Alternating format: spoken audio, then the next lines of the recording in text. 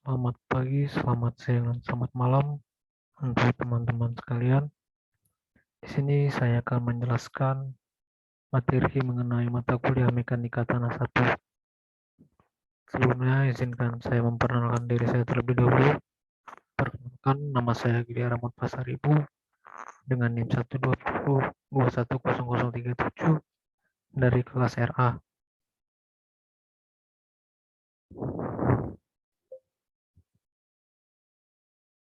Di sini saya akan membahas dan menjelaskan tentang proses pembentukan bumi dan patahan, jenis peta geologi dan kegunaannya pada bidang konstruksi, proses terbentuknya batuan, jenis batuan dan mineral yang terkandung, serta proses pelapukan batuan dan jenis tanah yang terbentuk.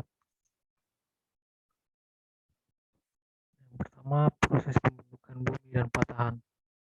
Proses pembentukan bumi yang dimana awalnya terbentuk sekitar 4,5 miliar tahun. Pembentukan bumi ini berasal dari hasil partikel debu dan gas yang di angkasa, di mana mengalami proses pemadatan dalam waktu sekitar jutaan tahun. Gaya berat pada bumi meningkatkan tekanan sehingga bagian dalam bumi mencair. Bahan yang lebih berat seperti nikel dan besi akan masuk ke dalam inti bumi, sedangkan bahan yang ringan seperti silikon dan magnesium akan berada di lapisan kerak bumi. Adanya pemanasan yang terjadi dalam bumi ini menyebabkan terbentuknya uap dan air serta gas yang membentuk atmosfer, sehingga mengurangi pancaran sinar dari matahari ke bumi. Uap air yang mengembun akan menurunkan hujan untuk meninggikan permukaan bumi. Limpahan air yang terkumpul menjadi samudra yang kita kenal saat ini. Teori pembentukan bumi dibagi menjadi 5. Yang pertama, teori antar benua. Teori antar benua ini menjelaskan bagaimana bumi makin lama makin menyusut dan mengerut karena pendinginan yang ada di dalam bumi.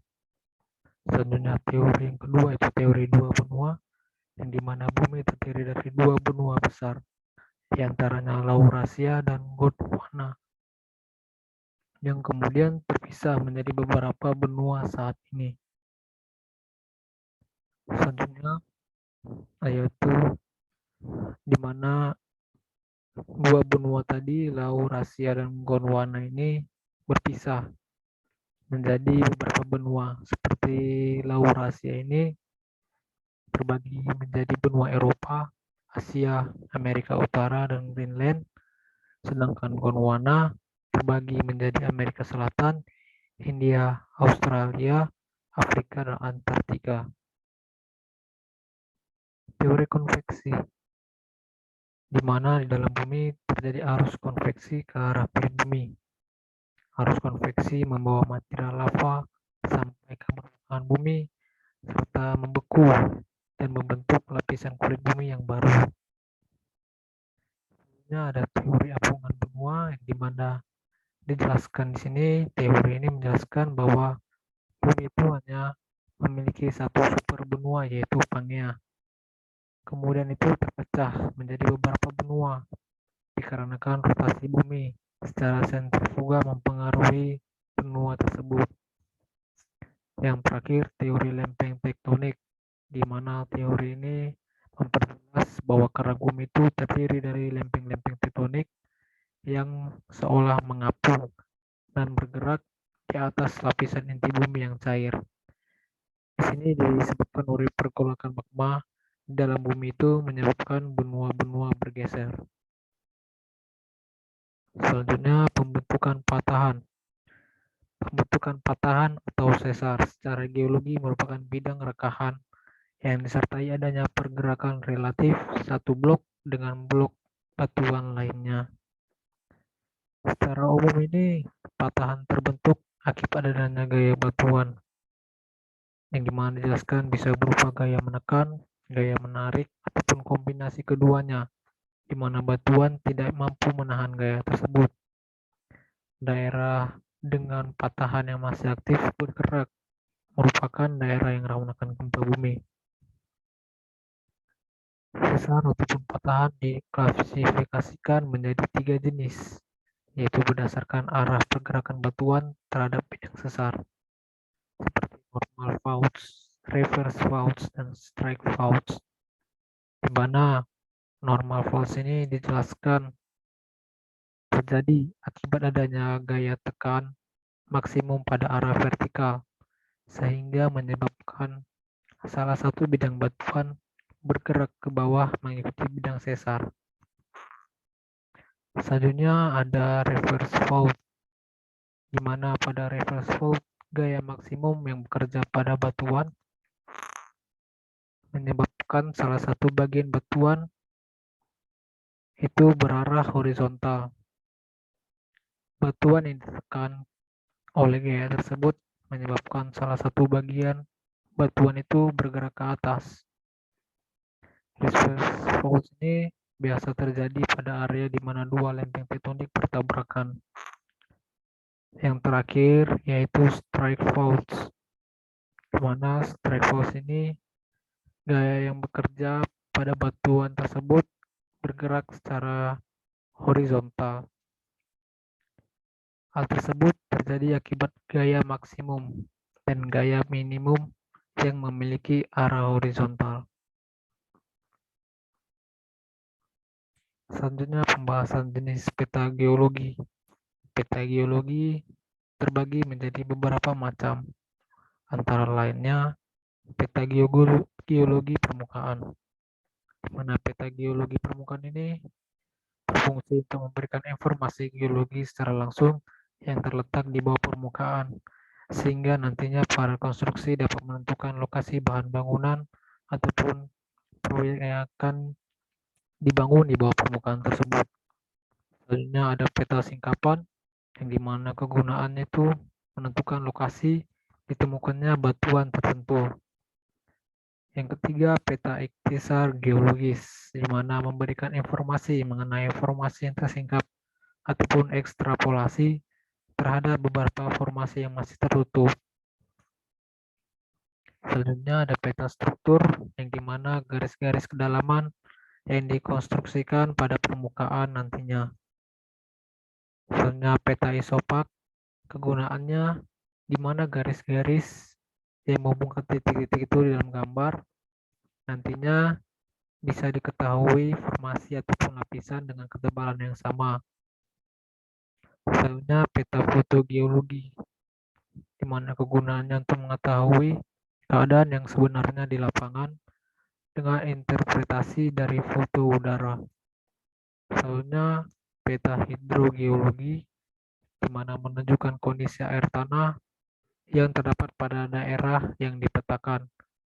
Dapat diketahui juga lapisan kedap air dan tidak kedap airnya. Selanjutnya batuan. Sebelumnya ada beberapa rangkaian ataupun siklus dalam pembentukan batuan ini. Yang pertama itu pembentukan magma. Diawali dengan terbentuknya batuan beku yang merupakan dampak dari adanya pembekuan dan pendinginan magma. Selanjutnya, lelehan silikat mengalami proses kristalisasi melalui erupsi. Kemudian pelapukan batuan beku yang dimana berasal dari gunung berapi tadi selanjutnya akan tersingkap ke permukaan bumi dan bersentuhan dengan atmosfer ataupun hidrosfer yang mengakibatkan batuan tersebut mengalami pelapukan sehingga hancur. Selanjutnya ke pergerakan batuan, di mana batuan beku tadi yang sudah hancur beralih karena aliran air maupun angin. Pergerakan ini akan berlangsung secara terus-menerus. Selanjutnya sedimentasi, yang dimana peralihan batuan beku yang sudah bercerai-berai kemudian akan mengendap di lokasi tertentu sehingga memupuk dan mengeras kembali. Proses ini akan menghasilkan batuan sedimen.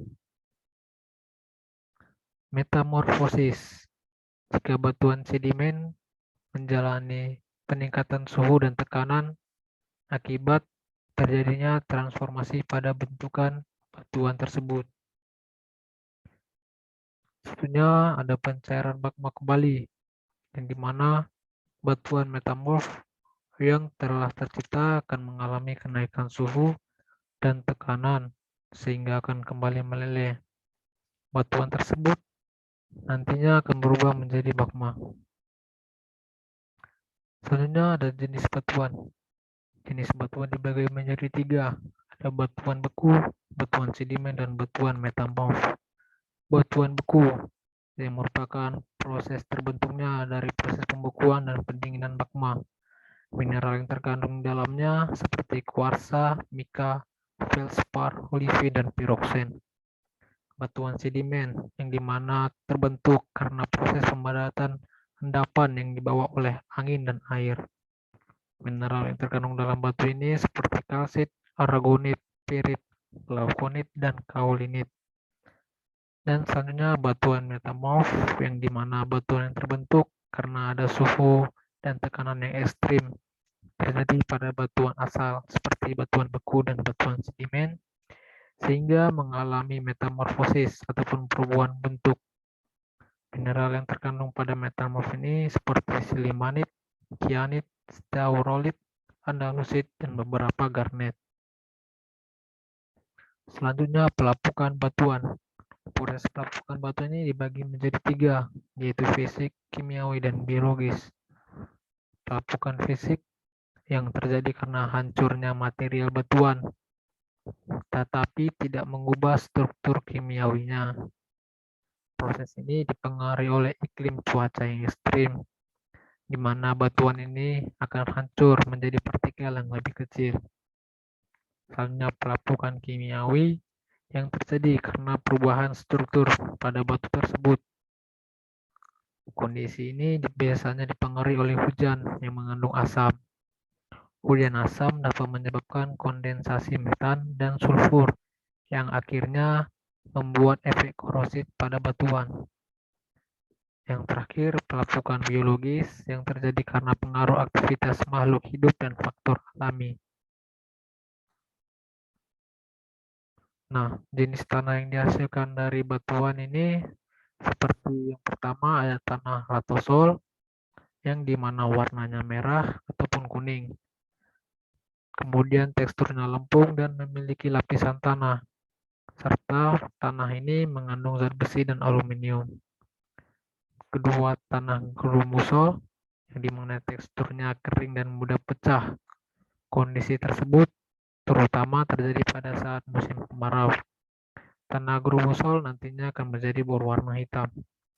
Dan terakhir adalah tanah kapur yang mengalami pelapukan membuat tanah ini cenderung tidak subur. Maka jarang lahan kapur ini bisa ditanami oleh tanaman yang membutuhkan banyak air. Sekian dari penjelasan materi saya mengenai pembahasan materi mekanika tanah 1 ini. Saya mohon maaf apabila ada salah kata ataupun pengucapan dalam penyampaian dan tutur kata saya. Sekian dari saya, terima kasih.